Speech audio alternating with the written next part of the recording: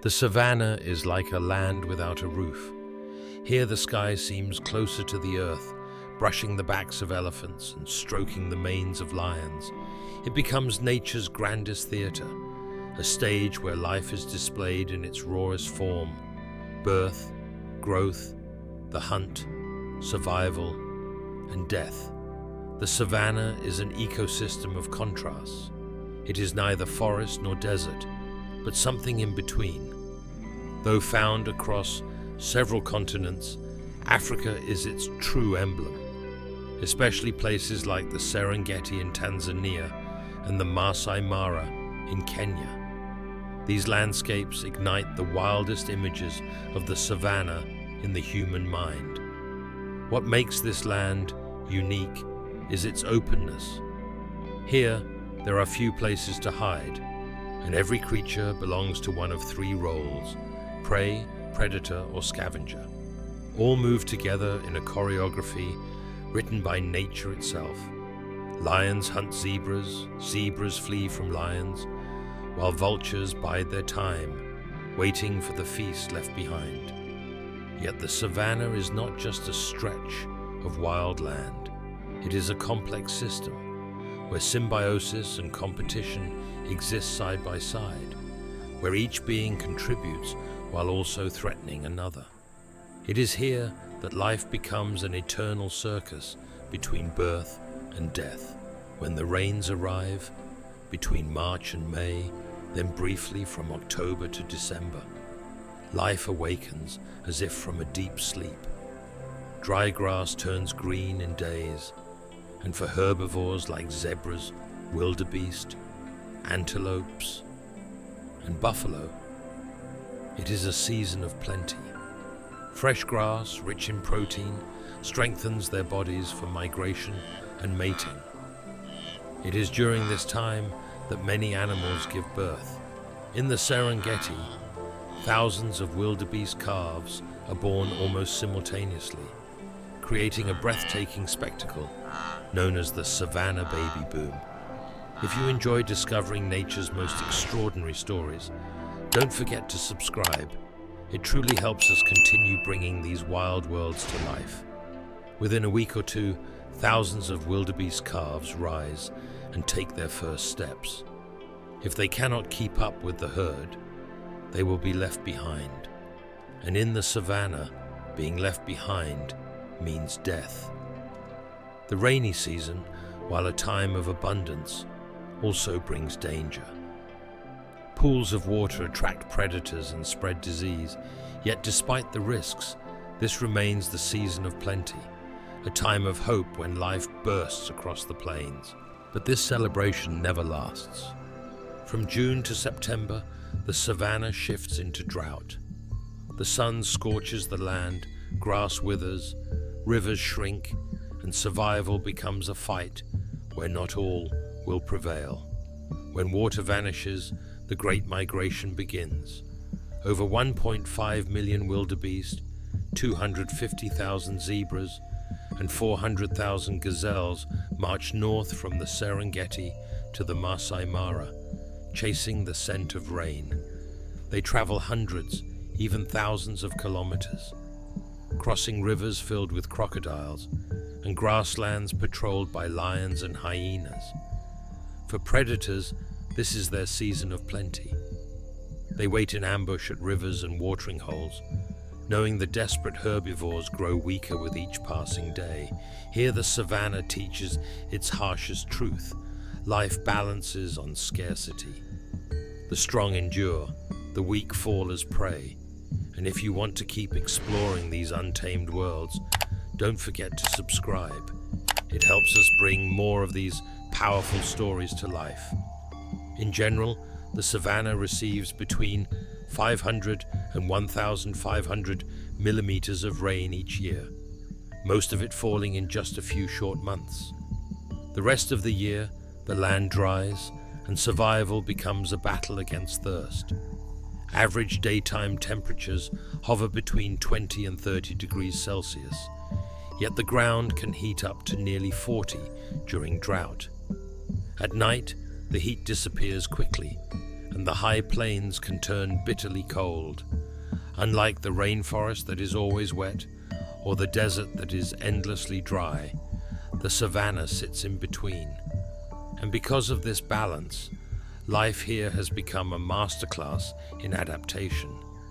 Elephants dig into the earth with their trunks to uncover hidden water, even opening wells that other animals can use.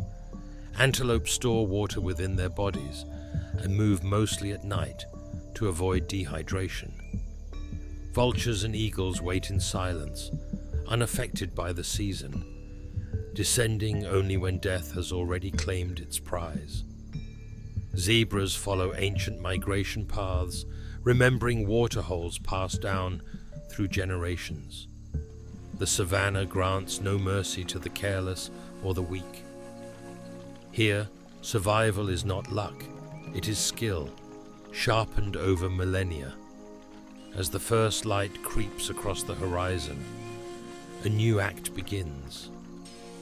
Morning in the savanna is not just another day, it is the most crucial hour, when life either thrives or ends. When the sun touches the grass, zebras and wildebeest rise first, moving together like a single living body.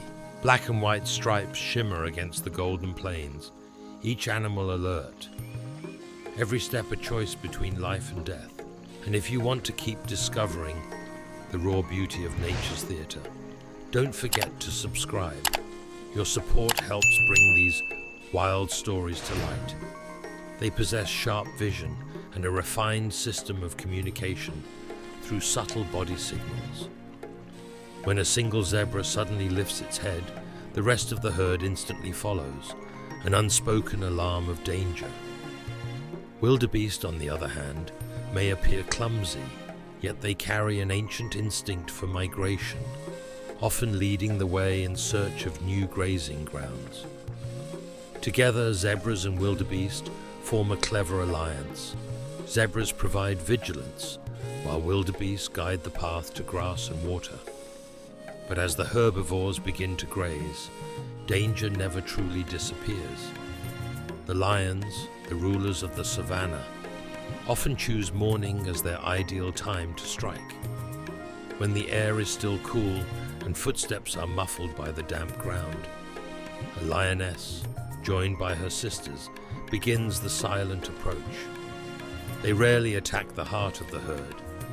Instead, they target the young zebra that strays too far, or the old wildebeest falling behind.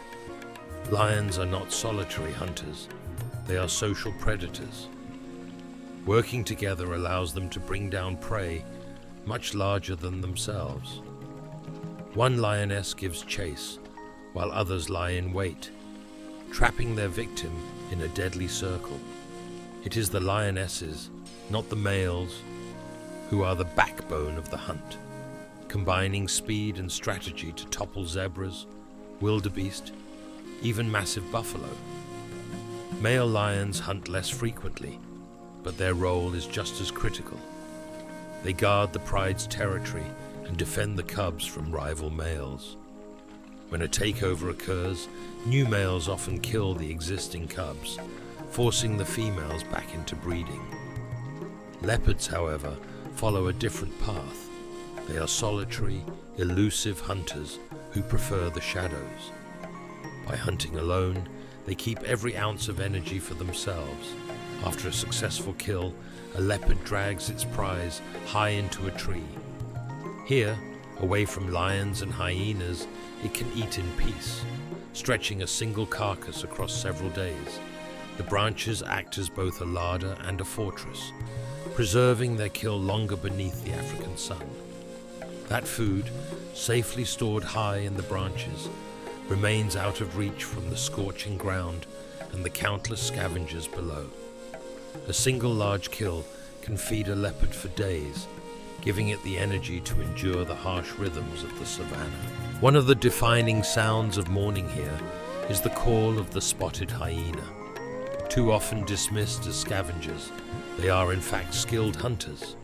More than 70 to 80% of their meals come from their own kills. At dawn they roam in packs, seizing what the night has left behind or launching hunts of their own. Alongside them roam Africa's wild dogs, the most efficient hunters of all.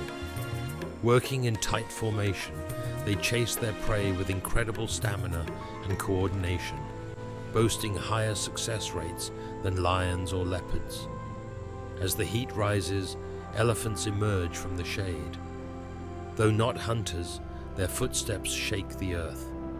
With towering strength, few predators dare challenge them, except when it comes to their calves. In the morning, they move toward water or strip bark, roots, and shrubs. Sometimes they topple trees, opening the canopy and creating food for countless smaller creatures. In this way, elephants become silent architects of the savannah, shaping its balance with every step. Elsewhere, giraffes, the tallest land animals, move with a slow, graceful rhythm. Their long necks reach the acacia leaves no other creature can touch. Yet those same necks give them a vantage point, scanning for predators across the open plain. Equipped with tongues stretching nearly half a meter, muscular and flexible, they strip foliage with ease. The dark bluish-black color of their tongues, rich in melanin, shields them from the relentless sun as they forage for hours. Here, in the quiet strength of elephants and the elegance of giraffes, the savannah reveals another side of survival, one built not on tooth and claw, but on endurance, adaptation, and harmony. If you find these stories of resilience and balance captivating, remember to subscribe. There are many more wonders of the wild waiting to be uncovered. Giraffes favor the tender shoots of acacia trees, reaching past the sharp thorns with their long purple tongues. Each bite not only nourishes them, but also thins out the canopy, allowing sunlight to filter down so grasses can grow, feeding the grazers of the savannah. Through their dung, rich with nutrients and seeds, giraffes also spread life across the plains, ensuring the cycle of growth continues, though they rarely run unless threatened. When they do, giraffes can sprint up to 60 kilometers per hour, fast enough to outrun most lions. Yet their greatest vulnerability comes at the water's edge. To drink, they must splay their front legs wide and lower their long necks, leaving themselves exposed. It is in this moment that lions often strike. Still, a giraffe is no easy prey.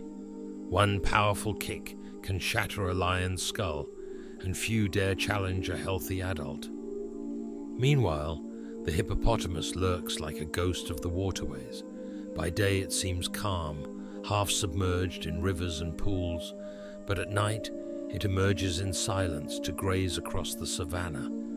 Despite their slow, heavy appearance, hippos are among the most dangerous animals here, territorial, aggressive, and unpredictable. Even lions and elephants avoid provoking them.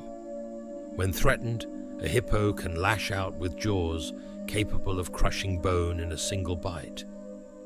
Weighing between 1,500 and 3,000 kilograms, these giants are herbivores on land, but move with startling grace in the water. They can sink, glide, and rise again, like shadows, navigating rivers and swamps with ghostly silence. Yet their territorial nature means conflict is inevitable. When rivers shrink and pools must be shared by many species, the stage is set for fierce battles of survival.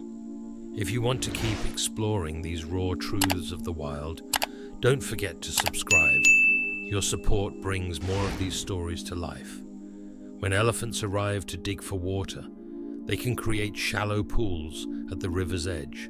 But if these pools form too close to a hippopotamus, chaos can erupt in an instant. Zebras, wildebeest, and antelope drinking nearby risk sudden attacks if they press too close, or if their presence feels like an intrusion. Even crocodiles, rulers of many rivers, are wary. There are records of adult hippos killing them, simply for venturing too near during mating season. Hippos may not hunt, but they can and will kill when provoked. Their jaws can open nearly 150 degrees, revealing tusk-like canines over half a meter long. With one crushing bite, they can shatter bone or tear flesh, despite having no interest in eating their victims. If the savannah is the grand stage of life, then the sky is its balcony, an eternal vantage point for those who watch from above. Here soar the predators of the air, the scavengers, the keepers of balance. As the sun rises, the heavens awaken with sound, small birds leaving their nests, chirping to call mates or warn of danger. But above them circle the raptors, eagles, secretary birds, and vultures. Eagles spiral high, scanning the plains with eyes so sharp they can spot a lizard or a field mouse from 2 kilometers away. Armed with lethal talons and hooked beaks, they strike with precision, taking snakes, chicks, or unsuspecting prey in sudden bursts of violence. They do not hunt great herds, but single lives, weaknesses, and fleeting moments. From above, they serve as guardians of balance, ensuring no species of the small grows unchecked. And if you want to keep uncovering these untamed stories of survival, don't forget to subscribe. It helps bring more of the wild to life. Meanwhile, vultures play the opposite role. They do not hunt, but instead wait for the kills of others. Circling high above, they follow the invisible trail of death across the plains. If a zebra has fallen during the night, by morning dozens, sometimes hundreds, of vultures descend from every direction, fighting over scraps until only bones remain. Their sense of smell is extraordinary, detecting carrion from many kilometers away, and their stomachs are stronger still, filled with acids capable of destroying deadly bacteria and viruses, anthrax, cholera, diseases that could otherwise devastate the savannah. Without vultures, the land would quickly drown in decay, disease spreading like wildfire. They are the great cleaners of the plains. In contrast, secretary birds are hunters of the ground. They stride on long stalk-like legs, their fierce eagle faces scanning for prey. They are the executioners of snakes, striking with brutal precision, stomping venomous serpents until their skulls crack, then swallowing them with practiced care to avoid the fangs. They also eat large insects, lizards, and small mammals, acting as regulators of pests and venomous creatures. This is the hidden rhythm of the savannah, not just endless hunts of lions and cheetahs, but an intricate web of relationships, threads woven so tightly that if one breaks, the fabric of life itself unravels. Here, even alliances can shift without warning. Scarcity of food, the drying of water, or the raw pull of instinct can turn balance into betrayal. And so, a morning in the savannah may begin in peace, yet end in sudden violence. If you find these hidden connections as fascinating as I do, don't forget to subscribe. It helps keep these stories of the wild alive.